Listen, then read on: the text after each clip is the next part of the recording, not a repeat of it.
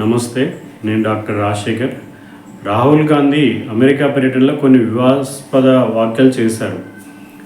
అదేంటంటే భారతదేశం గురించి, భారతదేశంలో జరుగుతున్న న్యాయ వ్యవస్థ గురించి ఆయన కామెంట్ చేశారు.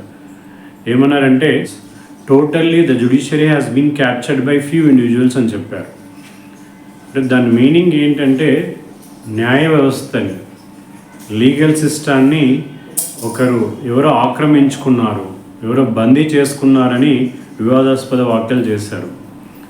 సో మనం చూసాం, రాహుల్ గాంధీ పైన పరువు నష్టం దావా వేస్తే దేశంలో దాదాపు లోయర్ కోర్టు 2 సంవత్సరాల జైలు శిక్ష వేసినా కూడా సుప్రీంకోర్టు అతనికి రిలీఫ్ ఇచ్చింది.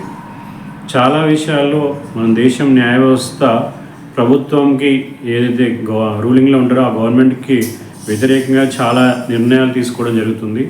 సో ఇలాంటి పటిష్టమైన న్యాయ వ్యవస్థ, స్వేచ్ఛాయుతమైన న్యాయ వ్యవస్థ మనకు తెలిసి ప్రపంచంలో ఎక్కడ కూడా ఉండదు. అలాంటి న్యాయ వ్యవస్థ పైన ఆయన ఇలాంటి వ్యాఖ్యలు చేయడం చాలా దురదృష్టకరం. అందులో కూడా ఆయన అమెరికా దేశంలో ఉంటూ అమెరికాని పొగుడుతూ, అంటే ఈ దేశము ఒక డెమోక్రటిక్ కంట్రీ, ఒక ఫ్రీ కంట్రీ, సో ఇలాంటి దేశంలాగా ఉండాలి అని చెప్పేసి మన దేశంలో ఉండే కొంతమంది వ్యక్తుల పట్ల ఆయనకున్న అభిప్రాయాన్ని న్యాయ వ్యవస్థ పైన రుద్దడము, తర్వాత న్యాయ వ్యవస్థని తక్కువగా చేసి చూపించడము, ఇది చాలా తీవ్రమైన విమర్శ. దీన్ని మరి దేశంలో ఉండే న్యాయమూర్తులు, ఎస్పెషల్లీ సుప్రీంకోర్టు న్యాయమూర్తులు దీనిపైన విచారణ చేయాల్సింది.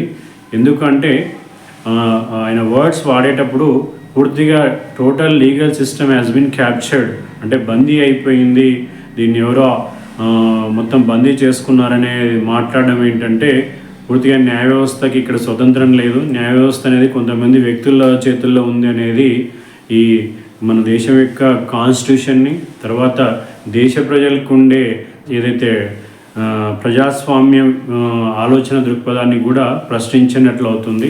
సో ఇది చాలా తీవ్రంగా ఖండించవలసిన విషయం.